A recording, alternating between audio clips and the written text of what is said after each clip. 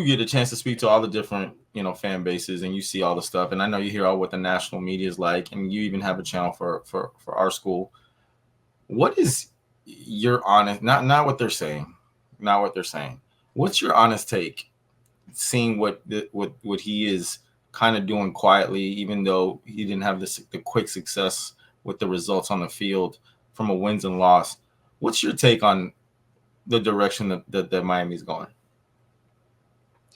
So I still wrestle with Mario Cristobal as game manager, game preparation, and I'm not just pointing to the obvious last season. Right. That's going back to his Oregon days when I had some issues with that. So that is something that I hope he's addressing from the standpoint of his own self-awareness, reviewing his own preparation, or getting the kind of support and help that he needs around him.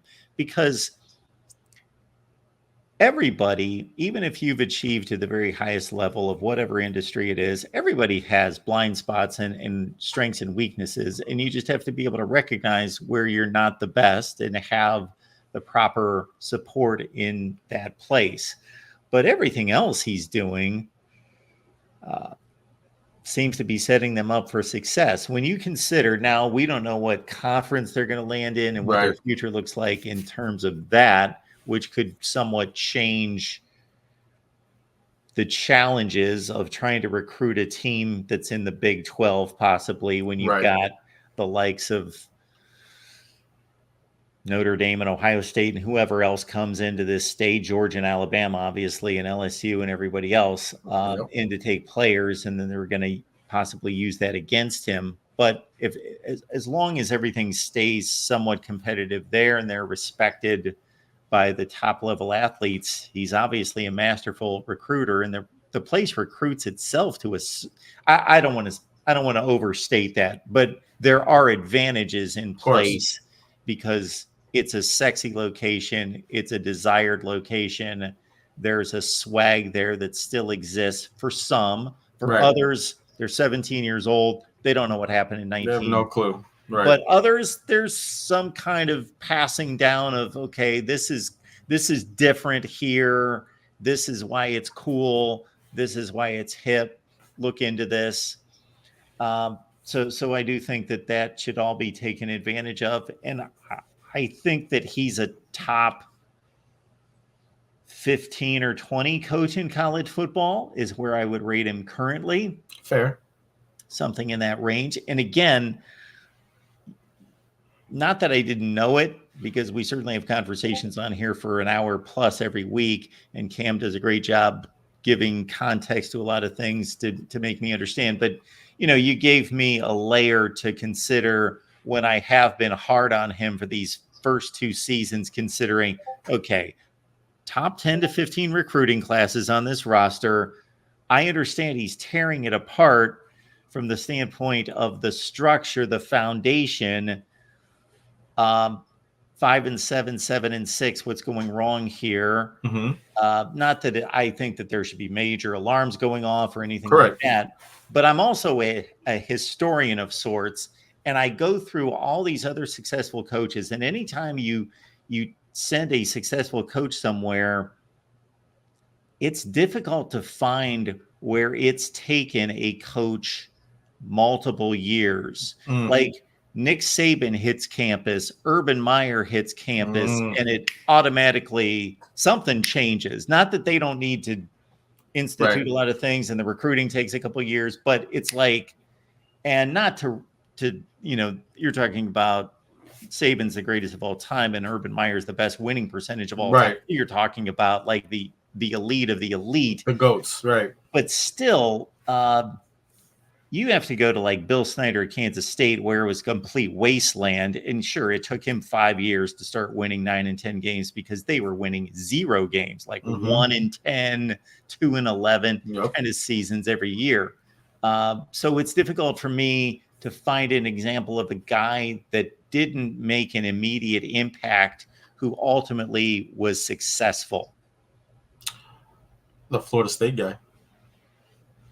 You know, he walked into an absolute shit show, and he was bad for the first 2 to 3 years. Bad. Yeah, 2020 and 21. So he had Yeah. 2 bad seasons. Yeah. Yeah. And then he went a little bit, and then last year he had a really good season. I mean, but again, Mark, I know you got to go, but I think the game's changed with transfer portal and NIL now. You Sure. know, I mean, in both ways, meaning like you can lose a bunch of people or get a bunch of people real quick. This is the season for me to see if this is working or not. I think this is a result season for us, meaning it has to show in W's this year, or else then alarms should go off. That's how I'm viewing it. Absolutely. So what's a successful season for you? For me, I'm a realist, and I know this is going to sound crazy. 9 wins is a successful season for me. Everyone has us at 10. Even I can't understand it. I mean, we're all over national TV that we should at least win 10. That sounds great. I would love 10. I'll take 11, 12, whatever you want to give me. But if we can win 9 and the optics are solid, because optics matter nowadays, to me, that's a good enough jump where I'm like, we're going in the right direction. No Clemson, no NC State on the schedule, no North Carolina on the schedule. No, we have Louisville, Florida State, and Virginia Tech. Those are the ones that I think are going to be in, because B-Tech's going to be solid this year. And other than that, you know, just show up. Just show up. So understand what you're saying there, though, that 9-3 should be deemed a successful season, but that means they lose to everyone that has comparable talent. Right. We got Florida too.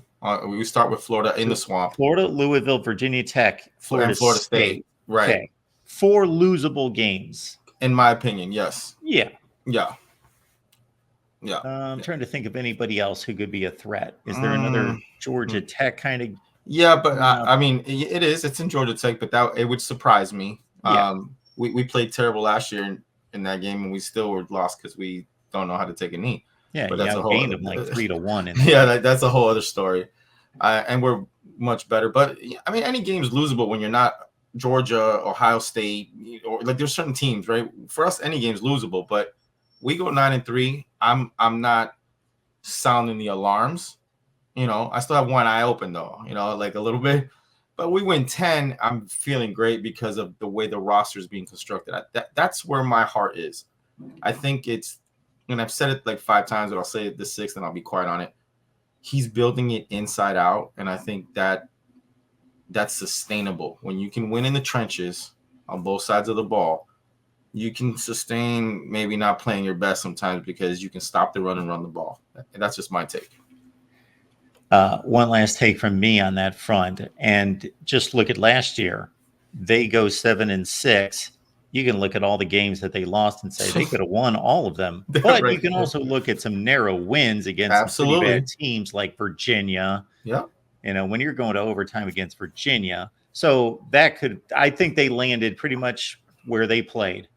I don't disagree. But this going forward next season, in addition to the record, I'm going to take it to the next degree and say, okay, 9-3, but they lost to Florida State by 3 touchdowns, and somebody else, you know, there's going to be an evaluation. Remember, optics. Like that would be bad. Like the optics, like you can't lose. That's what I'm right. It's got to look a certain way, in my opinion. And for me, it's less about embarrassment. It's more about me evaluating how well they're playing. Correct. Not just the final score. Not just this looks bad because it looks bad because you can't lose to your rival by 3 touchdowns, but more like the evaluation of play. Like if the 9 wins also includes dominant victories versus they skated by. You talk about that 2017 season. If they're beating Georgia Tech, 19-17. I agree. On and on and on. Yeah. Yep. No, I agree with you. I mean, a lot of people forget the Florida State game last year. We started a true freshman and lost by 7 points. And they were a juggernaut last year. So if they come to our home when we're supposed to be better and we get beat by 3 touchdowns, that's really bad. That's really bad. All right. And that's what I meant by the 9-3 has to have certain optics for me. That's all. That's how what I meant. It has to look a certain way for me to be good with 9-3. That's all. Absolutely.